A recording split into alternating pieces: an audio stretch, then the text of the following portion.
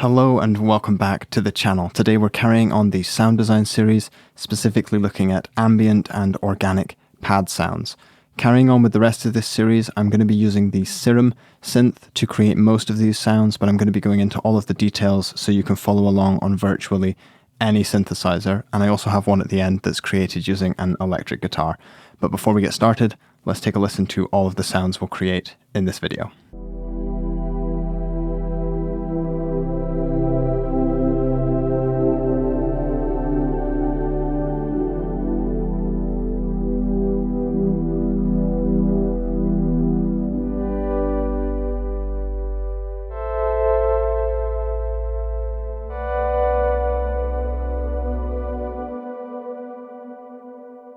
Those were the three synthesized sounds, and this is what the guitar atmosphere sounds like.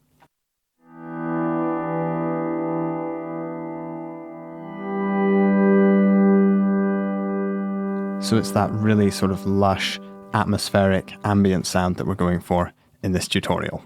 The next thing I want to say is that these project files and the MIDI, all the presets, the guitar, all of this is available to download, so just check the description.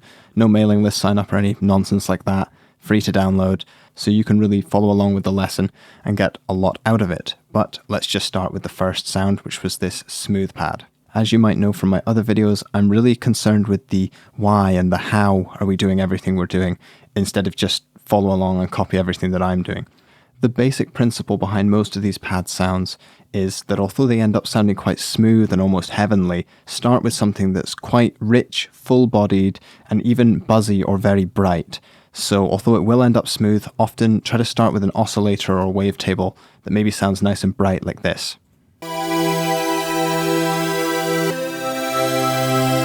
So there's loads and loads of energy and excitement there. Now, the next two steps can happen in any order, but what we're going to do is filter that sound to remove some of the frequencies from it. So in this case, I'm just going to add a low-pass filter to take off some of the high end. And then after the filter, we're going to add loads of other effects such as reverbs, delays, and stereo imaging to make it really wide and really, really deep. So let's now hear that same sound with the filter turned on. You can hear that we have a really nice smooth sound now. And you can switch the order of the filtering and the reverb. Some people like to feed the reverb first and then cut away the high end. Other people like to cut it away, then turn the reverb on. And the end result is usually something like this. Really, really smooth, lush, just gorgeous pad sound. But of course, I'm not just going to leave it at that. Let's actually break down this sound in full and learn how to create it. So I'm just going to turn everything off and pretty much go back to the beginning. So this is the synth virtually set back to normal, and I'm going to talk you through most of the steps. So the first thing that I do before I even select a different wavetable is just add a little bit of attack, maybe 400 or 500 milliseconds, and a little bit of release, again, maybe 400 or 500 milliseconds. You're going to want to tailor this to how you play and your song, but just do that just to start off with. It'll make the sound a lot more pleasant. And the first thing I would do is just immediately increase your voices of unison up to 5, 7, or 9. You want one of these odd numbers so that you have a nice solid voice in the middle and then lots of other voices spread around it, because it's an odd number. That's how it splits. 1 in the middle, 3 on each side. That's 7. If you start going too far above 9, I find that it just hits the CPU really hard. If you're going below 5, the sound doesn't really feel nice and lush. So with just a few tweaks, the sound is going to be like this. And I would recommend starting with a saw wave. It works really well, but just to keep it a little bit varied, I'm going to go into the analog wave tables here, and I'm going to choose one of my favorite, which is this PWM Juno synth. I really, really like it. Sounds like this.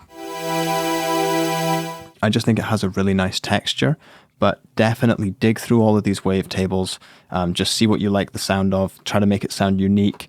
Don't be afraid to try out, 10, 20 of them. You never know what you're going to end up liking. You can skip these next two tweaks, but I quite like them. I think they make a nice, good difference. The first is the wavetable position. So if I click here with a left click, you can see that this wavetable is actually quite complicated. And if I scrub through the wavetable, it changes the sound. So let's just press play and scrub through.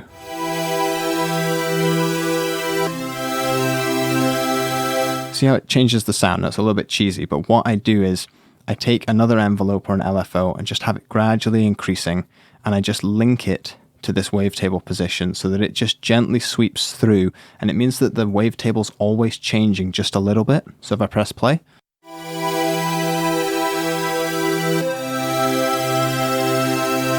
and that gentle morphing just keeps the sound a little bit more interesting. And the second thing that you don't have to do, but I think makes a nice difference, is go onto one of your LFOs here. I just might choose LFO 2.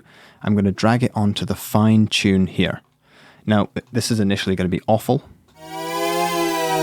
It's going to change the tuning like that, but you go to this little icon here and you left click and drag down until it's maybe at somewhere between 5, 6, 7, something like that. And it just adds a subtle little bit of detune to the sound.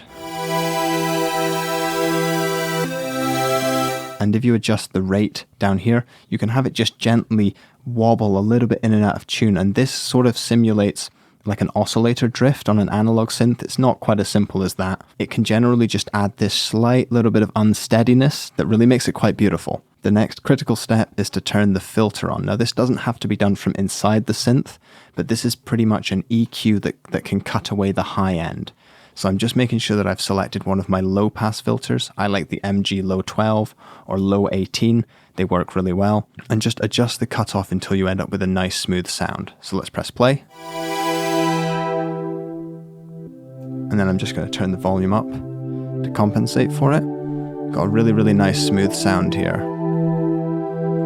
So the main reason I would recommend using a filter instead of an EQ is that it's much easier just to automate the cutoff inside the synth here and have this cutoff move as you play. So maybe introduce more high frequencies to build some tension or something like that.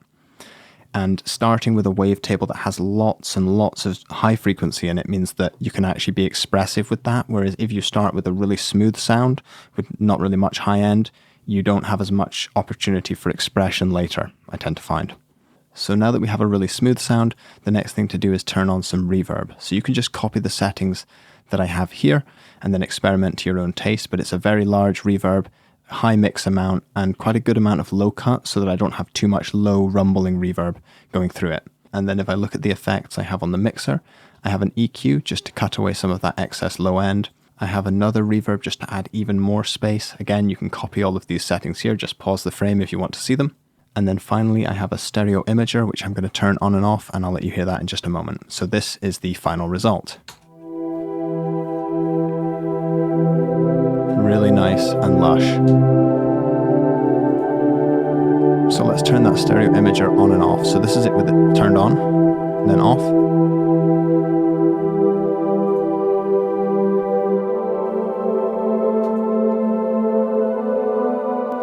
So you can see that what happens is after I add all of those reverbs, it starts sounding incredibly spacious, but it sounds really far away from me, as though it's very, very far in front of me. And then when I turn the imager on, it sort of pulls it back around my head, around my ears a little bit.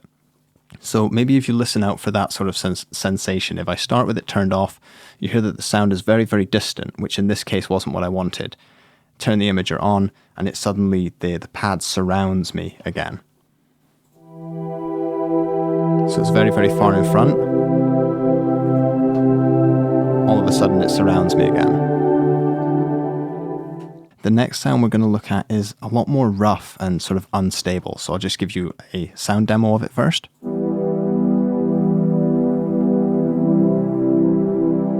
And this sort of sound is what many would consider an organic pad. That's just the terminology that tends to be getting used, analog or organic. And it's got this sort of roughness, this instability to it. It's not as heavenly as the first pad I was showing you. So just to keep things really simple, I've decided to just use the initial saw wave patch here. And immediately, one of the things that gives it this instability is having an even number of unisons. So if I have 4 voices of unison, having 2 on each side and not one central voice gives it this sort of instability. It adds this sort of phasey sort of sound to it. It's not really phasing, but I'm going to switch this between 3 and 4, and you'll hear that 3 just sounds a lot more solid and easy to follow, and 4 just adds this instability, which is actually really nice in this case. So let's start with 3, and then I'll jump to 4.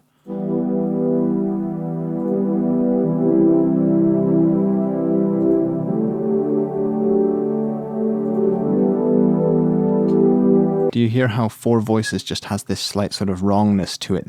It has this sort of edgy quality, which I really, really like. This sound also has a much quicker attack, although depending on your song, you might want to make this a really, really long attack. And sort of rise up in a really majestic way like that.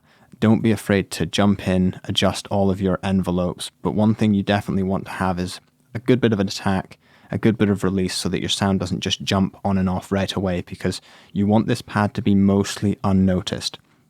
A lot of what makes a pad beautiful in a track is actually how it's played, so it doesn't have to play the same chords as everything else. You can often play other counter melodies, different suspensions, inversions to create tension, release, rise and fall in your track. And with that, you don't really want the pad to be noticed as like jumping on and off. It sounds like I'm sort of reading out rules here. Obviously, there's no rules, but this is just what people tend to do. Moving swiftly on, I have another low-pass filter, this time the 18 dB filter.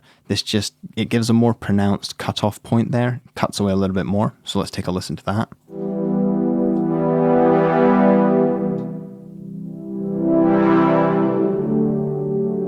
Just a little bit more pronounced as a filter, it's more aggressive. And just to finish this sound, it's the same as the other. One lot of reverb inside the synth, followed by an EQ. This is just cutting a little bit of the low end out, just to try and make it fit in the mix, especially if you have another bass, and then another imager just to add more width. There is a free version of this Ozone imager that's available. Not an essential step, but I just think it makes it sound even better, even more full. One thing I would say about having that EQ there and cutting the low end out is that often when you're sound designing, pads tend to sound really, really nice if you have a lot of low end and you play them on their own.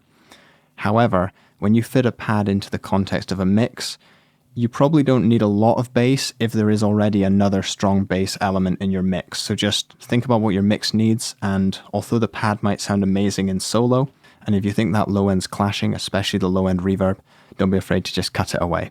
So that's that sound, and again, that preset's available in the description. Now the third sound is probably my favorite. It's this drifting keys sound. Now I'm going to have to go into this in another video because it would take 15 minutes to explain on its own.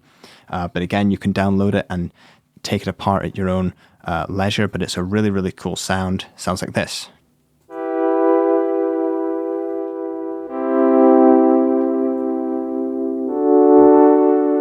So it sort of blends this key and pad sound together. It sounds really, really nice.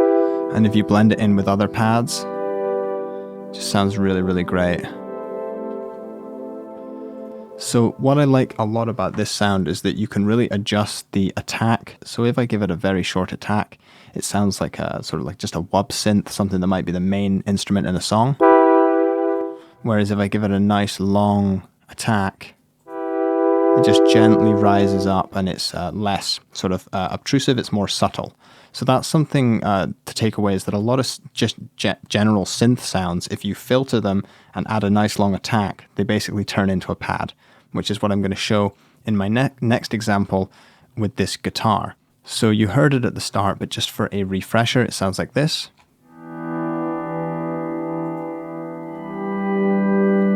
And you may have heard that sort of effect, or maybe a reversed version of that, in many, many songs, especially if you've listened to much ambient music.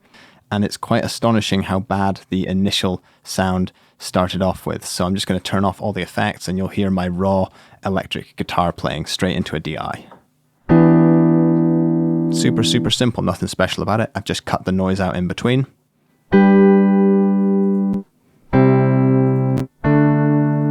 So I'm just playing with an electric guitar, humbucking pickups. Sounds like that. Now the first thing to notice is that I'm starting playing it before the bar. So I'm actually technically out of time.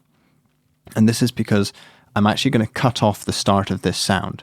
So this envelope here is the first part of the effects chain. Now there's many, many ways to do this. You could simply crossfade the sample. I like using this gain plugin. So what this does is it starts at 0 gain, and then as the start of the bar, as the start of the beat comes in, it just rises up and swells all of the tone of the guitar, but with none of that horrible attack that I had. So you hear it here. That's all I wanted, just the tonal element of it. So there's no sharp attack. So just like the synthesizers, I'm fading that guitar signal in gently. The next thing was just an EQ to clean up some of the low end of that guitar. The next part of this effects chain is the imager. So I'll start with it turned off. The guitar will just be in mono. You'll just hear it right down the center. Just like that. Now if I turn it on,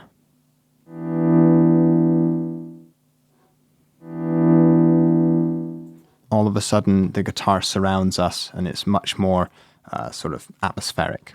The next effect is this reverb. So you can copy the settings here. I'll zoom in on it and just have a little bit of a chat. What's important is that because of this volume envelope, the reverb is not being triggered by the start, the attack of those guitar strings being plucked. It's only being triggered by this swell. And this gives this beautiful ambience to the reverb. So let's just take a listen. The reverb just gently swells up and then decays away. On to the next one.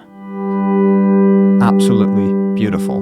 Whereas if I turn off this balance plugin, so the volume just starts right away, you'll hear the reverb sounds entirely different. Which might be what you want in your song, but in this case I wanted a nice swell. Just like that. And then something I also did was just experiment with other reverbs. Now I know not everyone has this reverb, but this is a Verb Suite Classics by Slate Digital. It's one that I happen to have. So I thought I'd just experiment with different reverbs. Again, give it a different tone, different texture. And I really, really liked where that ended up. It was just on the Epic Synth Space preset. Something that is important to take away from this guitar one in particular is it doesn't have to be guitar. It could be piano, it could be a guitar playing an arpeggio. The chords can be strummed or plucked. As long as you take away the initial attack and just swell it full of reverb, it sounds really, really lovely. And you could use individual vocal samples, you could use a vocal chant, really just get really super, super creative with it. It doesn't have to be a guitar, but it does sound really, really nice. So as I mentioned before, all of those presets are available to download in the description, and the basic principle behind it is start with a basic sound, playing the chords or just playing a melody in your song, or just one note even.